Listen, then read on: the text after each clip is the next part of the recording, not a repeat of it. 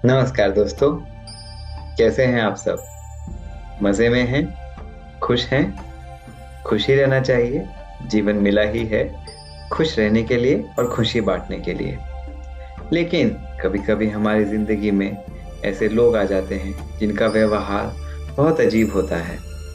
उसके कारण ना हम खुश रह पाते हैं, और जब हम खुश नहीं होते हैं, सामने वाले व्यक्ति को भी खुशी दे नहीं पाते हैं। लेकिन जीवन में रहना तो है, तो क्यों ना हम उनके अजीब व्यवहार को समझ लें और समझ के कैसे खुश रह सकते हैं और उनको भी खुश रख सकते हैं, ये जान लें। तो ये राज आप सभी जानना चाहेंगे, क्योंकि हर जीवन में हर कोई खुश तो रहना चाहता है ना। कौन चाहता है कि खुश ना रहे? हर कोई खुशी चाहता है। तो क्यों ना इस रहस्य को जान लें हम आज साइंस के माध्यम से, और अपने जीवन में कैसा भी कोई व्यक्ति, कोई इंसान हमारे जीवन में आ जाए, लेकिन हम हमेशा खुश रहें। तो चलिए दोस्तों, देखते हैं। आज का जो कॉमन सिनेरियो है पूरे विश्व में, वो कॉमन है। पूरे विश्व में ये समस्या आम है। Why does he or she behave like this? वो ऐसा व्यवहार कैसे कर सकती है या कर सकता है? It is so difficult to understand his behavior. उसके इस व्यवहार को समझना तो बहुत मुश्किल है। कोई ऐसा कर कैसे सकता है? I just can't stand him or her. मैं उसको बर्दाश्त कर ही नहीं सकता हूँ या सकती हूँ। उसने मेरी लाइफ को बिल्कुल जहन्नुम बना दिया है ना दोस्तों? ये कॉमन स्टेटमेंट्स। वो मेरे साथ ऐसा कैसे कर सकता है, कर सकती है? मैं उसके साथ कैसे एडजस्ट करूं? ये माहौल तो बहुत टॉक्सिक है, और यही कारण बनता है हमारे रिलेशनशिप्स को ब्रेक करने के लिए। लव मैरिज तो हो जाती है, लेकिन थोड़े ही समय में उस पर हथौड़े भी चल जाते हैं। और आज हम देखते हैं कि ये फिर कारण बनता है डेली स्ट्रेस का, वरी का, एंजाइटी का, टेंशन का, नींद ना आने का, हाई बीपी का, गुस्से का, चिड़चिड़ाहट का, डिप्रेशन का, सेपरेशन और डिवोर्स का, भाई बहनों में आस में तालमेल ना होने का, अपने माता पिता के साथ कन्फ्लिक्ट में आने का। ऐसी जिंदगी तो कोई भी नहीं चाहता। क्या करें? रास्ता बहुत आसान है दोस्तों, बस जानने की जरूरत है। तो मिलकर इसका समाधान ढूंढें और अपने संबंधों को मधुर बनाएं, क्योंकि जीवन में अकेले नहीं चलना है, सबके साथ मिलकर चलना है। सबके अलग अलग अजीबोगरीब व्यवहार होते हुए भी उनके साथ कैसे मिलकर चलें, पहले इसकी थोड़ी साइंस जान लेते हैं। तो हम देखेंगे कि इसके पीछे की साइंस क्या है, और एक बार आपने इसके पीछे का कारण जान लिया तो सॉल्यूशन पे आंसर करना तो आसान हो जाता है। जैसे बीमारी पता चल जाए, दवाई देना तो आसान है, बीमारी डायग्नोसिस एक अच्छा डॉक्टर कर सकता है। तो आज हम सब अपने अपने डॉक्टर बनेंगे। शुरुआत करेंगे इस रियल स्टोरी के साथ। ये कौन है व्यक्ति दोस्तों? जानते हैं ना आप? आइंस्टाइन। आइंस्टाइन सबसे स्मार्टेस्ट पर्सन थे, सबसे बुद्धिमान व्यक्ति थे। पता है दोस्तों, एक बार क्या हुआ, कुछ व्यक्ति उनके पास गए और उनसे पूछा कि आइंस्टाइन, आप तो सबसे बुद्धिमान, सबसे स्मार्टेस्ट व्यक्ति हैं इस दुनिया में, आप कुछ हमें बताइए ना। तो पता है दोस्तों आइंस्टाइन ने क्या कहा? आइंस्टाइन ने कहा, I am not the smartest person alive on this earth. मैं सबसे स्मार्ट नहीं हूं। तो वो तो हैरान रह गए, सबसे बुद्धिमान व्यक्ति ऐसा कैसे कह रहा है? तो उसने कहा, अगर आपको सबसे स्मार्ट व्यक्ति को देखना है तो आप जाइए निकोला टेस्ला के पास। चलो, वो व्यक्ति निकोला टेस्ला के पास गए। निकोला टेस्ला, आप जानते ही होंगे, टेस्ला जिन्होंने बहुत सारे आविष्कार किए। इंडक्शन कॉइल, जो आप एमआरआई देखते हो ना, जिससे ब्रेन का स्कैन निकलता है, वो भी निकोला टेस्ला के आविष्कार का ही फल है। अगर निकोला टेस्ला नहीं होते तो ये एमआरआई मशीन, इंडक्शन कॉइल, जितनी भी मशीनरी चलती है, ये सब नहीं हो पाती। उन्होंने क्या कहा? उन्होंने एक बात कही, if you want to understand the universe, first understand energy, frequency and vibration. अर्थात अगर आप ब्रह्मांड को समझना चाहते हो, जो हर कोई चाहता है, कहते हैं ना मेरे अंदर भी एक छोटा ब्रह्मांड है, तो सबसे पहले एनर्जी, फ्रीक्वेंसी और वाइब्रेशन, इसके कॉन्सेप्ट को, इसके सिद्धांत को समझो। तो इसमें तो बहुत रहस्य था। अब होता क्या है, बड़े व्यक्ति जो होते हैं, बड़े बोल तो बोलते हैं, लेकिन उसको समझने के लिए बुद्धि चाहिए। तो यही निकोला टेस्ला ने जो कहा, इसको समझने का हमने भी प्रयास किया, और जब इसको समझा तो इससे जो अद्भुत ज्ञान निकला वो हम आज आपके साथ शेयर करते हैं। तो ब्रह्मांड, एनर्जी, फ्रीक्वेंसी और वाइब्रेशन, इसका क्या लिंक है, देखते हैं। Universe is one. अब आप कहेंगे ये कैसे कह रहे हो आप, यूनिवर्स में तो इतनी विविधता है, यूनिवर्स में इतनी डाइवर्सिटी है, अलग अलग व्यक्ति हैं, पेड़ पौधे हैं, जीव जंतु हैं, सब अलग अलग हैं, तो वो एक कैसे है? आपको पता है दोस्तों, यूनिवर्स जो शब्द आया, वो शब्द आया लैटिन वर्ड यूनिवर्सस से, जिसका मतलब होता है combined into one, turned into one. Uni मतलब वन, वर्स मतलब टर्न्ड इनटू, जो एक में बदल जाए। अब यूनिवर्स एक में बदल जाए, ये क्या समझ नहीं आया बात। एक तरफ निकोला टेस्ला ने कहा कि अगर आपको यूनिवर्स को समझना है तो एनर्जी, फ्रीक्वेंसी और वाइब्रेशन के कॉन्सेप्ट को समझो, और यहाँ पर यूनिवर्स का मतलब है जो एक में बदल जाए। क्या रहस्य है, देखते हैं। एक और रहस्य, 7 चक्रास ऑफ कुंडलिनी। आप सबने सुना ही होगा कुंडलिनी के 7 चक्रों के बारे में, मूलाधार, स्वाधिष्ठान, मणिपुर, अनाहत, विशुद्धि, आग्नेय और सहस्त्रार चक्र। ये हमारे शरीर में, मनुष्य शरीर में चक्र बताए जाते हैं, और चक्र जो हैं ये अलग अलग ऊर्जा स्रोत के रूप में इनको दर्शाया जाता है। अब समझते हैं रहस्य दोस्तों, ये क्या है। ये तो हम जानते हैं कि एक शरीर है और शरीर के अंदर उसको चलाने वाली ऊर्जा है। शरीर 5 तत्वों से बना होता है, जल, वायु, अग्नि, पृथ्वी, आकाश।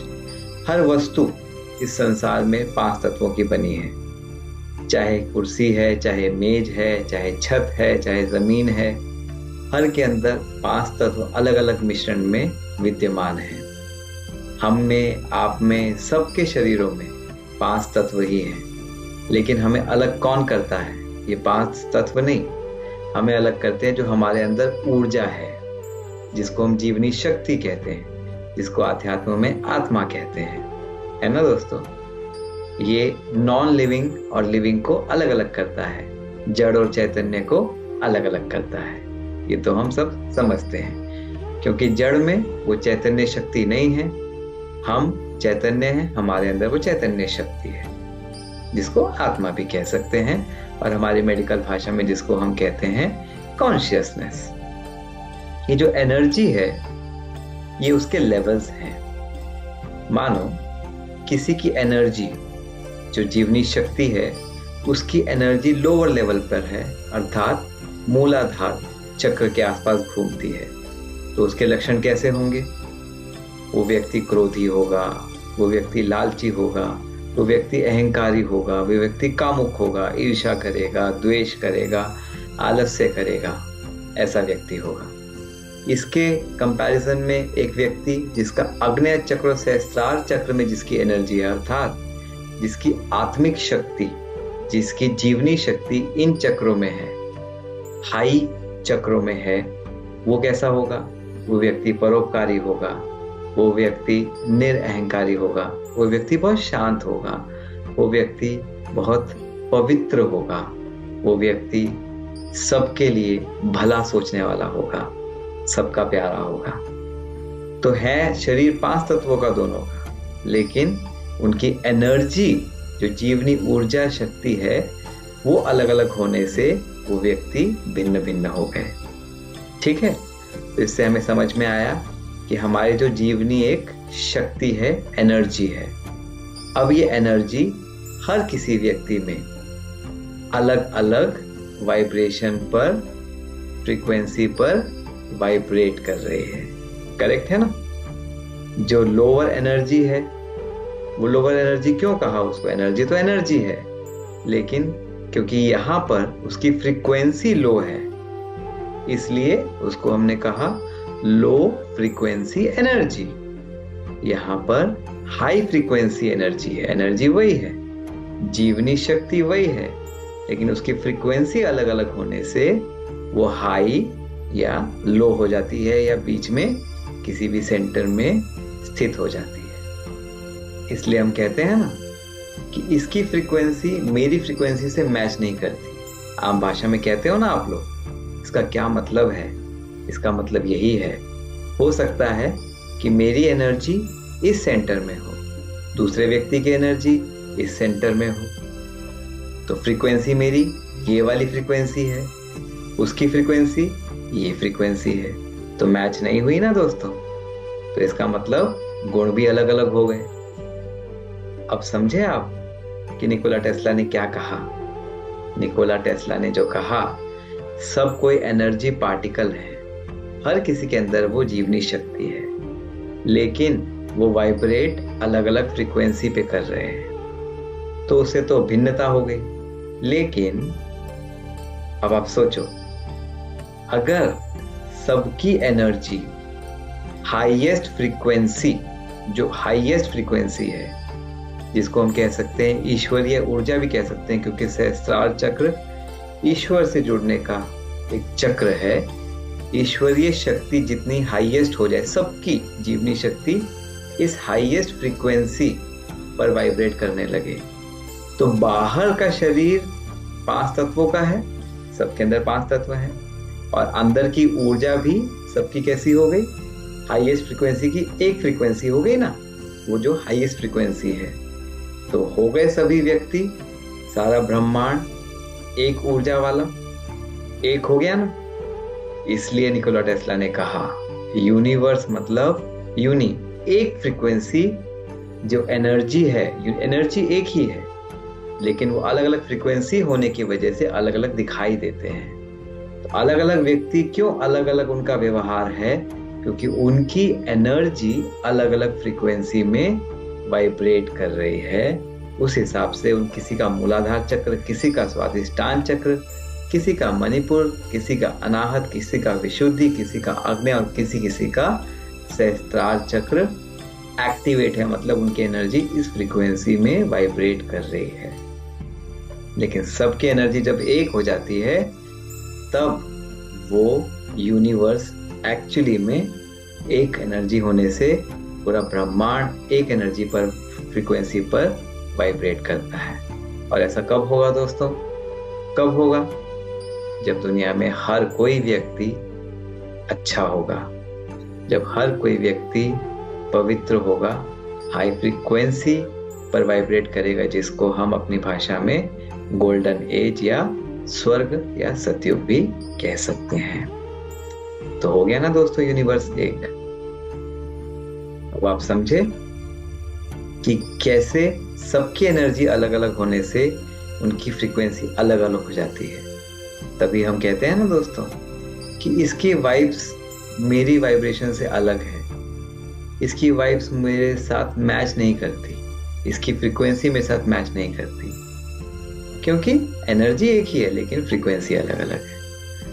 अब ये तो हमने स्पिरिचुअल वे से समझा, थोड़ा मेडिकल वे से भी समझें कैसे शरीर में ये होता है। दोस्तों यहाँ पर आप देख रहे हैं कि न्यूरॉन्स हैं हमारे ब्रेन के अंदर, 100 बिलियन न्यूरॉन्स होते हैं हमारे ब्रेन में, और उसके आपस में कनेक्शंस होते हैं, और इन न्यूरॉन्स में विद्युत तरंगे पैदा होती हैं, मतलब एनर्जी एक न्यूरॉन से दूसरे न्यूरॉन से जाती रहती है। ठीक है ना?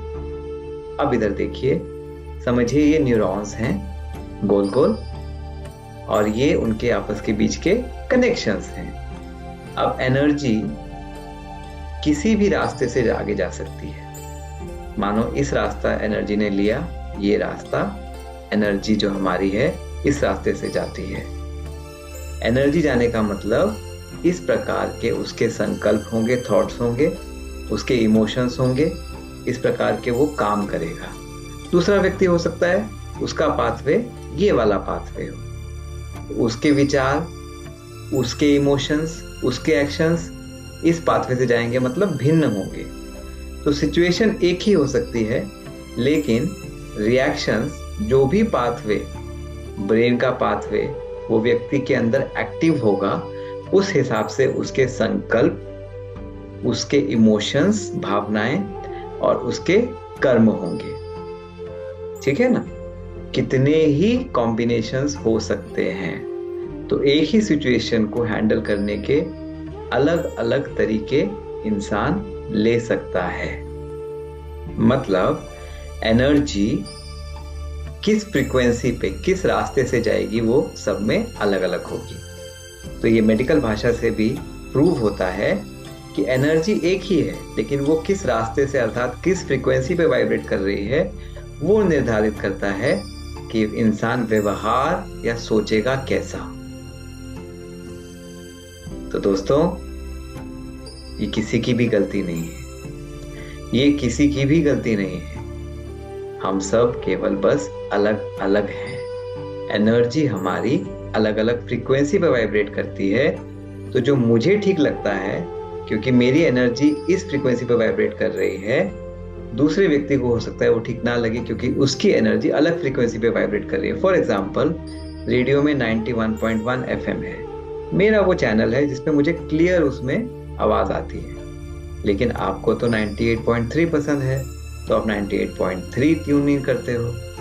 दोनों अपनी जगह में राइट है, लेकिन दोनों की फ्रीक्वेंसी अलग अलग है, तो हमें लगता है हम अलग हैं, तो हम एक दूसरे को गलत कहना शुरू कर देते हैं। तो वही आप इसमें देखो, न्यूरॉन्स क्योंकि 100 बिलियन है और आपस के कनेक्शंस कितने सारे हैं, तो फ्रीक्वेंसी अलग अलग सबकी हो जाती है। किसी को एप्पल पसंद है क्योंकि उसका सर्किट एप्पल वाला है, किसी को बनाना है, ये उदाहरण के तौर पर हम समझ रहे हैं, क्योंकि उसका सर्किट बनाना वाला है। अब दोनों अपनी जगह में राइट है, लेकिन दोनों भिन्न हैं। तो जब हम इसको समझ लेते हैं, इस सिद्धांत को समझ लेते हैं, तो हमें कोई भी दूसरा व्यक्ति गलत नहीं लगता, वो अलग लगता है ना? आसान। तो हमारे अंदर क्या आएगा उसके प्रति? उसके प्रति हमारे लिए एक रिस्पेक्ट आएगी। क्यों? क्योंकि हमें पता है वो एक डिफरेंट ब्रेन पाथवे यूज कर रहा है, जिसकी वजह से उसका जो विचार है वो अलग है, ना कि जरूरी है वो गलत हो। और जब हमें ये समझ में आता है, तो हम circuit of satisfaction, acceptance, tolerance, हम भिन्न होते हुए भी एक दूसरे को एक्सेप्ट करते हैं कि ठीक है, ये अलग हैं। उसके लिए हमारे अंदर बर्दाश्त की शक्ति आ जाती है। हम उनके व्यवहार को सहन कर पाते हैं आसानी से, क्योंकि हमें पता है वो अलग है। लेकिन दोस्तों, इसमें एक बात और भी है। जैसे हमने देखा कि सबकी एनर्जी अलग अलग फ्रीक्वेंसी पे वाइब्रेट कर रही है, अब हमें ये तो समझ में आ गया कि वो अलग हैं। उनकी एनर्जी क्योंकि लो लेवल फ्रीक्वेंसी पे वाइब्रेट कर रही है, तो उनको वो सही लगता है। लेकिन लो और हाई में फर्क तो है ना, फर्क तो है। तो हमें ये समझना है कि उनके हिसाब से वो सही है, लेकिन जरूरी नहीं है कि वो हाईएस्ट फ्रीक्वेंसी है। फॉर एग्जाम्पल, एक व्यक्ति सिगरेट पीता है क्योंकि उसको वो एनर्जी जो है, उसकी फ्रीक्वेंसी उसी लेवल पे वाइब्रेट करती है, तो उसको वो ठीक लगता है, लेकिन वो सही तो नहीं है ना। उससे बेटरमेंट का ऑप्शन है ना कि वो सिगरेट छोड़ दे और हाई एनर्जी फ्रीक्वेंसी में वो वाइब्रेट करे। तो अब हमारा लक्ष्य क्या होना चाहिए? एक तो हर कोई व्यक्ति भिन्न है, उसका सर्किट अलग है, उसकी फ्रीक्वेंसी अलग है, तो हमें एक्सेप्टेंस आनी चाहिए, उसके प्रति सहनशीलता होनी चाहिए। लेकिन साथ साथ में हमें हमेशा उनको वो बेहतर कैसे बन सकते हैं, वो भी शिक्षा जरूर समझानी ऐसी देनी चाहिए, क्योंकि हमें उनकी एनर्जी को लो फ्रीक्वेंसी से हाई फ्रीक्वेंसी पर लाना है। लेकिन दोस्तों, यहाँ आप देखो, वो जो एडवाइस होनी चाहिए वो लव एडवाइस होनी चाहिए। इस शब्द को याद रखना, लव एडवाइस, लव एडवाइस। हमेशा जो एडवाइस दो वो लव एडवाइस हो। मतलब जब भी आप किसी को कोई शिक्षा दो, समझाओ, तो वो प्यार के साथ ही समझाओ। क्यों? आप देखो इस डायग्राम में, ये ब्रेन का मैकेनिज्म है। अमिगडाला हम जानते हैं इमोशनल सेंटर होता है, यहाँ से हमारे इमोशंस आते हैं। और प्रीफ्रंटल कॉर्टेक्स लॉजिकल सेंटर होता है, समझने की यहाँ पर शक्ति होती है। तो मानो किसी को हमें समझाना है, जैसे सिगरेट पीना अच्छी बात नहीं है, नशा करना अच्छी बात नहीं है, गुस्सा करना अच्छी बात नहीं है, ये काम करना ठीक नहीं है। समझेगा कौन? लॉजिक सेंटर से वो समझेगा। लेकिन अगर हमने उसको प्यार से नहीं समझाया, गुस्सा करके समझाया, गुस्से से क्या होगा, जो अमिगडाला है हमारा वो नेगेटिव हो जाता है। और जब ये नेगेटिव होता है तो वो प्रीफ्रंटल कॉर्टेक्स को भी दबा देता है। तो यहाँ पे आप देखिए क्या लिखा है, repression from amygdala causes under activity in the prefrontal cortex. अर्थात जब अमिगडाला नेगेटिव होता है तो इसको भी वो काम करने नहीं देता। इसीलिए दोस्तों, जब कोई इंसान परेशान होता है, उसका मन डाउन होता है, तो वो क्या कहता है, मेरे को कुछ समझ में भी नहीं आ रहा है, अभी मुझे कुछ नहीं समझ में आ रहा है। तो अब हमारा मकसद है कि दूसरे को समझाना, तो हमें उसको उसके पहले अमिगडाला इमोशनल सेंटर को पॉजिटिव करके फिर हम समझाएंगे तो वो समझ पाएगा। यही गलती करते हैं लोग आजकल। उनकी भावना तो अच्छी होती है कि हमें समझाना है, लेकिन तरीका गलत होता है। वो गुस्सा करके समझाते हैं, पनिशमेंट दे के समझाते हैं, नाराज हो के समझाते हैं। उससे क्या होता है, दूसरे वाले व्यक्ति का इमोशनल सेंटर डाउन हो जाता है, और इमोशनल सेंटर डाउन होता है तो उनका लॉजिकल सेंटर भी, समझने की शक्ति भी कम हो जाती है, फिर वो समझने के लिए तैयार नहीं होते। और इसी का फायदा आप देखो काउंसलर उठाते हैं, साइकोलॉजिस्ट उठाते हैं। वो क्या करते हैं, पहले आपके इमोशनल सेंटर को उठाते हैं, पहले आपकी वो बात सुनते हैं, आपको रिलैक्स करते हैं, फिर आपको वो प्यार से जब समझाते हैं तो आप समझ जाते हो। क्यों ना हम भी अपने भी साइकोलॉजिस्ट बने और औरों के भी साइकोलॉजिस्ट बने। अपने आप को भी जब समझाएं तो बहुत प्यार से समझाएं, और दूसरे को भी समझाएं तो प्यार से। तो सब ये याद रखना, लव एडवाइस। और आप ये डायग्राम देखो, कितना सुंदर डायग्राम है। EQ एंड IQ, आजकल ये शब्द दोनों बहुत प्रचलित हैं। EQ अर्थात इमोशनल क्वेश्चन, IQ अर्थात इंटेलिजेंस क्वेश्चन। आजकल लोगों के IQ तो बहुत अच्छा है, मतलब बुद्धिमान तो बहुत हैं, लेकिन EQ इमोशनल क्वेश्चन, इमोशंस पे कंट्रोल नहीं है। और इमोशंस पे कंट्रोल ना होने की वजह से IQ भी काम नहीं कर सकता है। अभी आपने देखा ना, इमोशनल सेंटर अगर नेगेटिव होगा तो लॉजिकल सेंटर, इंटेलिजेंस सेंटर भी डाउन हो जाता है। तो ये सही बात है कि IQ होना अच्छी बात है, नंबर 1 होना है, लेकिन उसको साथ किसका चाहिए, इमोशनल क्वेश्चन, प्यार का। तो हम आज से ध्यान रखेंगे किन 2 बातों का। पहला, हर किसी के अंदर एक एनर्जी है, जो एनर्जी मेरे अंदर है वही सामने वाले के अंदर है, लेकिन उसकी जो फ्रीक्वेंसी है, वाइब्रेशन है, वो अलग अलग लेवल पर है। तो हमारी एनर्जी एक है, लेकिन फ्रीक्वेंसी अलग होने की वजह से हमारे सोचने का तरीका, महसूस करने का तरीका, काम करने का तरीका अलग अलग होता है, हो सकता है। तो हम वहां पर परेशान नहीं होंगे, चिढ़ेंगे नहीं, हम समझेंगे कि वो भिन्न हैं, वो अपनी जगह पर बिल्कुल राइट हैं, क्योंकि उनकी फ्रीक्वेंसी उनके हिसाब से बिल्कुल ओके है। हमारी फ्रीक्वेंसी अलग है, इसलिए हमें वो खराब लगते हैं। तो पहले वो हमसे अलग हैं। फिर दूसरा, अगर उनकी फ्रीक्वेंसी लो लेवल की है तो हमें उसको ऊपर उठाना है, एडवाइस देनी है। लेकिन एडवाइस कैसे देंगे, लव एडवाइस देंगे, क्योंकि जहां पर प्यार है वहीं पर दिमाग है। इसीलिए कहते हैं मन चंगा तो कटौती में गंगा। प्यार से आप सब काम करवा सकते हो, और नाराजगी से तो बच्चा भी बात नहीं मानता। तो है ना दोस्तों, कितना आसान। करेंगे इसको प्रैक्टिस। तो अगर आपको ये वीडियो अच्छा लगा तो इसे अपने दोस्तों को शेयर कीजिए, लाइक कीजिए, और अगर आपको कोई प्रश्न है तो नीचे दिए गए कमेंट सेक्शन में जरूर अपना सवाल पूछिए। हमें आपके सवाल का जवाब देने में बेहद खुशी होगी। आगे अगर कोई और टॉपिक पे आप चाहते हैं वीडियो तो हमें लिखकर जरूर भेजें। आप सबका बहुत बहुत धन्यवाद। आपका दिन शुभ रहे।